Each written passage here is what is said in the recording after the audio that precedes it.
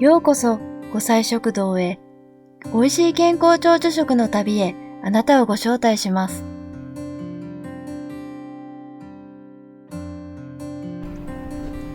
今年も春がやってきました。私が1年で一番好きな季節です。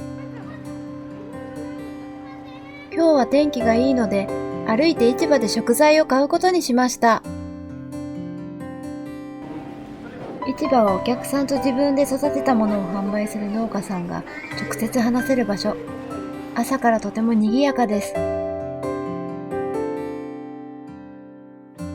私が大好きな里芋を見つけました。手に取ってみるとずっしりとしっかりしていて美味しそうです。野菜をよく知っているのは農家さん。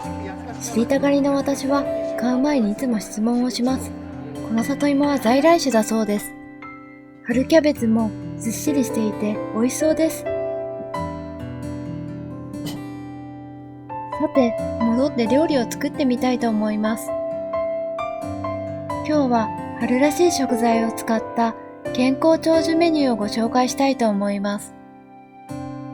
健康長寿食と聞くと、もしかしたら少し構えてしまうあなた。大丈夫です。ご紹介するのは、例えばビールやお酒を飲んでしまった翌日でも食べれるもの。お酒を飲んだ翌日でも食べてもいいラーメンです。乾燥形骸が多いこの季節。皆さん、美味しく飲んだ後は体をいたわってあげてくださいね。それでは作ってみましょう。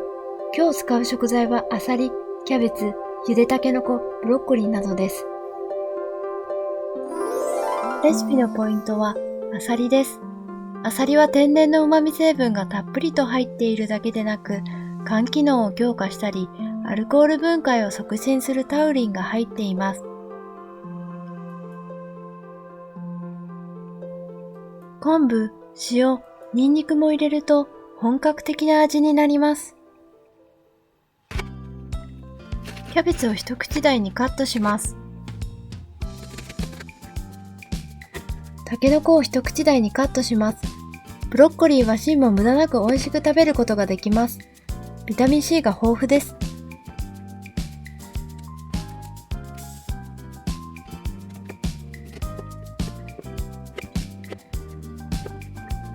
砂出ししたアサリを洗います。昆布をカットして計量したお水に入れます。ここへアサリと酒を加えます。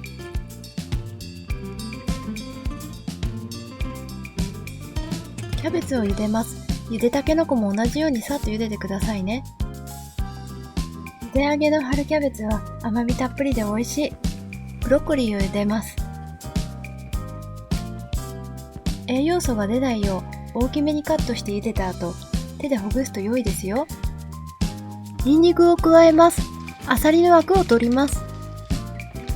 半分以上のアサリの貝殻が開いたら、蓋を閉めて 2,3 分置きます。身が硬くなりすぎるのを防ぎます。2、3分置いたので、蓋を開けて醤油を加えます。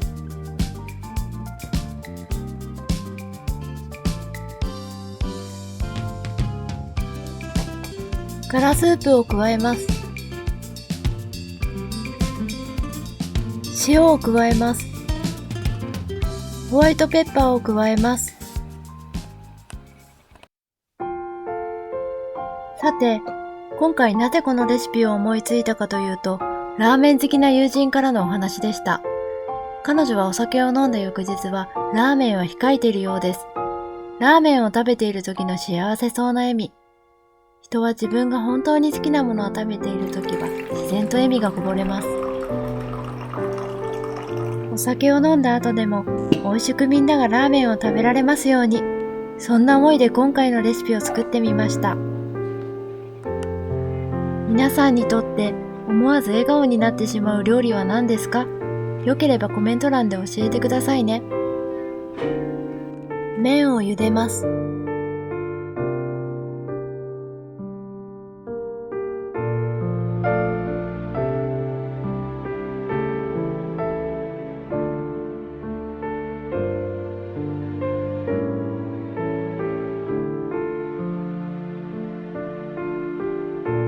アアサリの優しい香りがしてきました。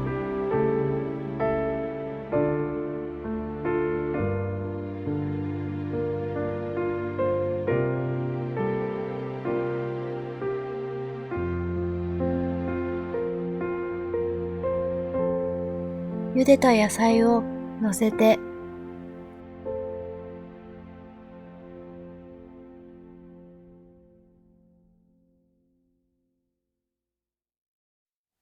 最後にバターを添えます。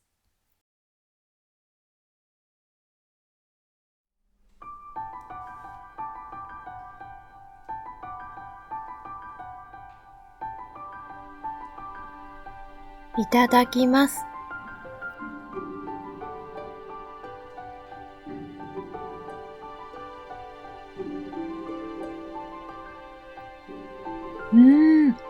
美味しい。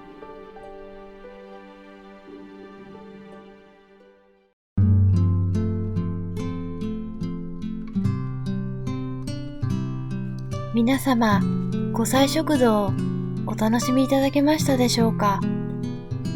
それでは、またお会いしましょう。